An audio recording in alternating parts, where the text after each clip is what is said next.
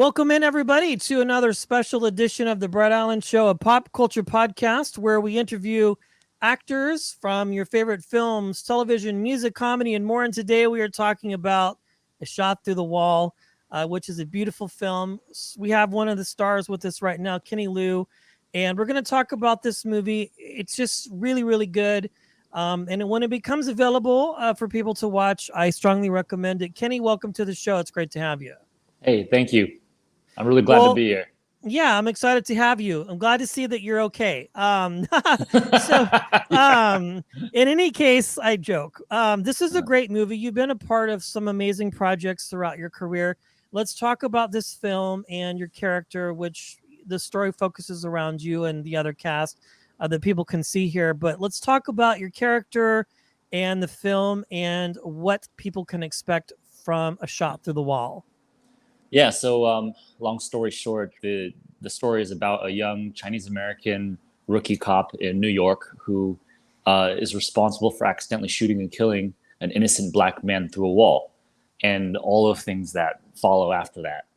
Um, the story, as you know, is very powerful and timely, and we hope that it sparks the kind of conversations that we feel like we need to be having around such a delicate and important issue as that right now.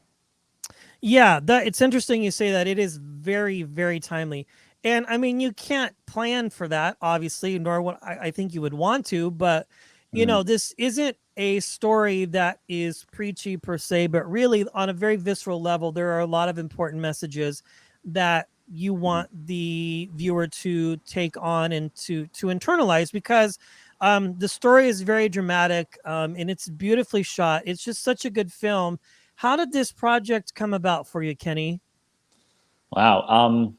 Basically, I had just moved to Los Angeles to become an actor, and I had worked on some smaller roles on TV. I was on NCIS, The Long Road Home, The Player, and then this audition came down the pipe, and my manager was like, "Wow, it's really rare to have an Asian American story like this with the lead being Asian American." This was before Crazy Rich Asians. This was like in 2017, and Yeah. so I was like, "Wow, this is a really good opportunity." And I auditioned for it. There were 3 callbacks in 1 week. Apparently, they were looking for this actor for 8 months, which is a really long casting process. And I Yeah. was lucky enough to be the one to be chosen for it. And so yeah, and then we started shooting like pretty much right away. I I was able to fly out there a little bit earlier than the actual production started. I was in New York like 2 or 3 weeks before we started shooting, so I can really get a sense of New York, and that way we can tell a story a lot more authentically because it is also a very New York City story. Um, and all of that work started coming in, and I can leave those stories for a little bit later. No, that's perfectly well and good. So let's talk about your journey as a storyteller, because I always find that fascinating when I have the privilege to talk to people, because really, everybody's so uniquely and beautifully different. And that's one of the things that I like to focus on here at the show is the fact that not every storyteller's journey is the same, right? Because you mentioned you were a part of a lot of projects. Crazy Rich Asians, I think, is what comes to mind, which was that was a fantastic film, by the way. um I wasn't actually in that, by the way.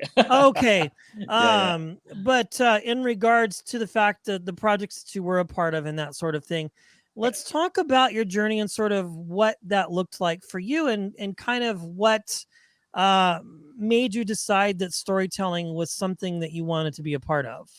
That's a really great question.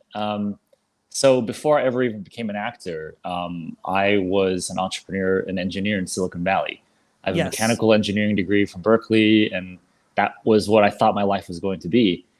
And so I was doing startups, and then I had found some success there to a point where I was able to um, step away from it after I was able to sell a company, um, and then I was like, what am I going to do with my life now? And my next thing on my bucket list, besides starting a company, was to pursue this acting thing that I was starting to get into at the time. And so that's what I did. And moved to Los Angeles and haven't looked back since. Yeah, no, it's interesting because our show is located here in the Bay Area, so near Yeah, San yeah, I remember Jose. seeing that. Yeah, hell Yeah, yeah. so got to represent. Yeah.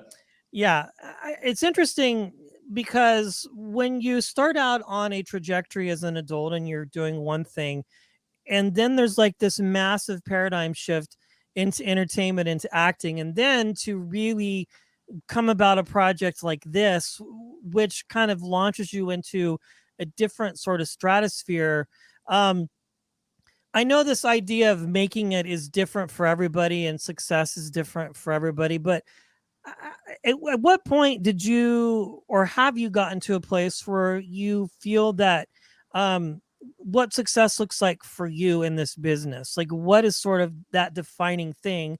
Mhm. Because it could be a project like this, or it could be some of the other things that you've done. I don't know. It's different Yeah. for everybody. Yeah, yeah. Great question. After having gone through that whole path of, pursuing a professional career and making some money from it, I realized that what was more important to me was doing things that were meaningful to me. And to me, it's so much more important right now, at least. As an engineer, I was able to see how much technology was thriving, and everybody wanted to jump on this bandwagon of like, I want to make some money in tech. At the same time, what I was also seeing was that while everything was improving so fast technologically, we kind of weren't keeping up as a culture. Yeah. There was a lot of wisdom that was falling behind because as technology is growing exponentially, our culture and the way that we treat each other wasn't quite keeping up with that. And so for me, I always saw storytelling as a vehicle for wisdom. Every story is fundamentally a story of somebody learning something, whether they learn it or not. Right.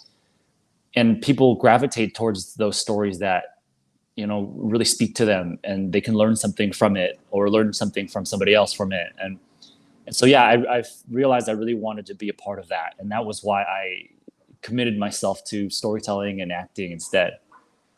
Yeah, I mean, both are equally risky as far as like what the Yeah. end result might possibly be. Although I will say acting is probably a little bit more secure on some levels, but then again, unless you like create some sort of company, uh, Yeah. and if you're not from the Silicon Valley or in that area, you know it might not be super familiar, but Right. living here and seeing all of these things, we are the next this and the next that, and it's Yeah. just kind of interesting. As a completely side note, did you ever watch the Showtime series Silicon Valley by chance? Oh, Uh, hell yeah. I love okay, Mike Judge. I love Office yeah, Space. I okay. love Silicon Valley. It was so bizarrely like accurate what was happening. Yeah, I've heard that. So it's probably pretty true to form as far as like how things we've had several casts on from that too, but and they all said the same thing that ironically it was kind of familiar. Yeah.